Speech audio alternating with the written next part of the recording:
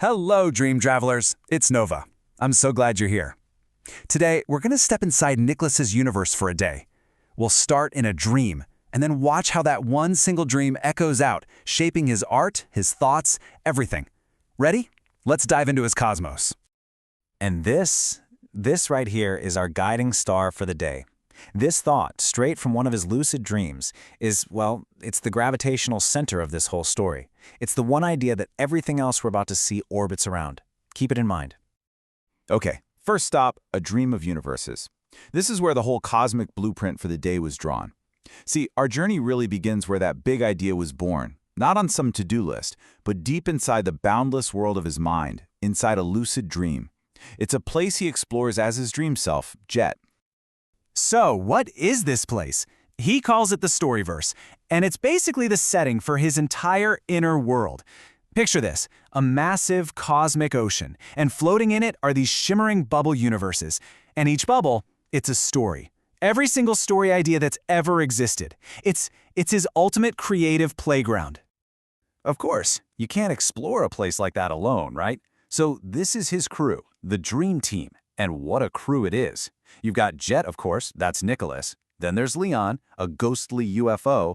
Johnson, who is, yep, you're seeing that right, a humanoid goldfish in a suit. Not to mention a floating brain, a robot speedster, and another robot that can manipulate matter. They're the ones who join him on these wild rides through the Storyverse. Now, inside this particular dream, something really important happened. A test, you could say. First, Jet got to feel what it's like to have totally unrestrained power. He became this cosmic monster, just rampaging through the Storyverse, destroying those bubble universes. But then came the choice. He literally rewound time, fixed everything he'd broken, and chose a different path, the path of the Lucid Lord. So you see, it wasn't just some random dream. It was more like a simulation, a way for him to really lock in who he is at his core, a creator, not a destroyer. All right, next chapter, the morning's creative forge. This is all about channeling that dream energy into tangible art. So the big question is, what happens to an experience like that when you wake up? Does it just fade away? Well, not for him. That incredible energy, that powerful choice, it didn't disappear. It became fuel. He channeled it straight into his work, turning that cosmic decision into actual physical art.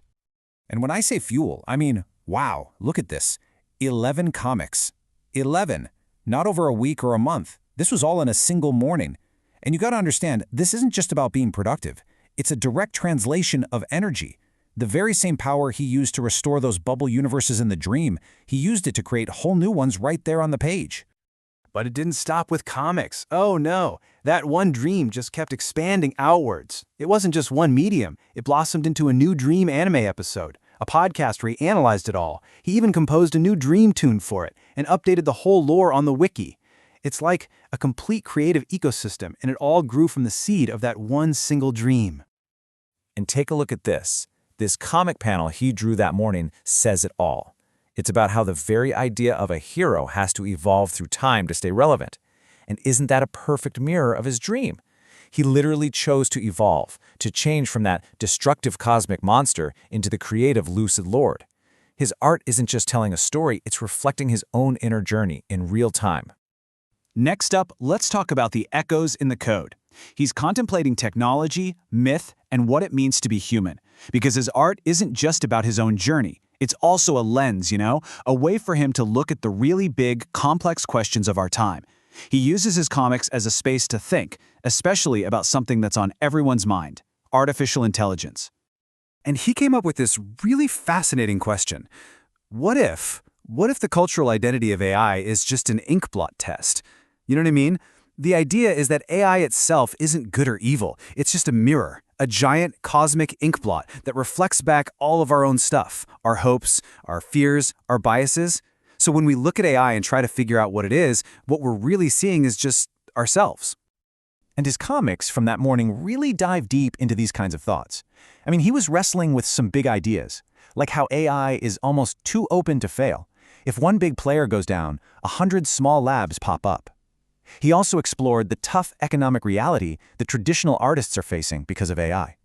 And he even touched on something deeper, this feeling that humanity has somehow forgotten its oldest, most important myths. So after a whole morning spent flying through cosmic dreamscapes and digital code, it was time to bring things back down to Earth. Enter the superhero's ritual. This is about grounding all that cosmic purpose in physical action. So this isn't just about working out, it's a true ritual. It's his way of actually living out that heroic choice he made in the dream. He calls it the hero's path, and it has 3 simple steps. Step 1, fulfill the goal of staying active. Makes sense, but step 2 is deeper. Fulfill the desire to be a superhero. And step 3, make a real positive impact on the world. His daily charity miles for Feeding America, they do all 3. It's not just a walk. He's literally walking the hero's path, turning intention into action. All right, let's pull back and look at the big picture, a constellation of fulfillment. How do you take all these different pieces, the dreams, the art, the deep thoughts, the physical action, and weave them into a whole? Well, they form a constellation, a beautiful picture of a day lived with real intention, where every single star connects to the others. But what's the one thing that holds that entire constellation together? Human connection. He said, I had a fun time talking with my friend Aiden on the phone. We have a bi-weekly phone call where we catch up. It is always good to hear from him. In the middle of all the cosmic adventures and creative storms, it's that simple phone call that acts as the anchor, the tether, back to Earth. So when you look at the whole day, you can see it's built on these 4 pillars of fulfillment. You've got philosophical fulfillment, which came from that lucid dream. Altruistic fulfillment from the charity miles, creative fulfillment from those 11 comics and all the other projects, and finally, social fulfillment from that call with his friend. It's those 4 pillars that create the foundation for a really, truly fulfilling day. And with that, our little journey through Nicholas's cosmos comes to a close. It's pretty amazing, isn't it? How a single choice, made in a dream, can ripple out and touch every part of your waking life. That same spark, that same creative energy, it exists inside you too. So I'll leave you with this question. What constellations will you create from your dreams?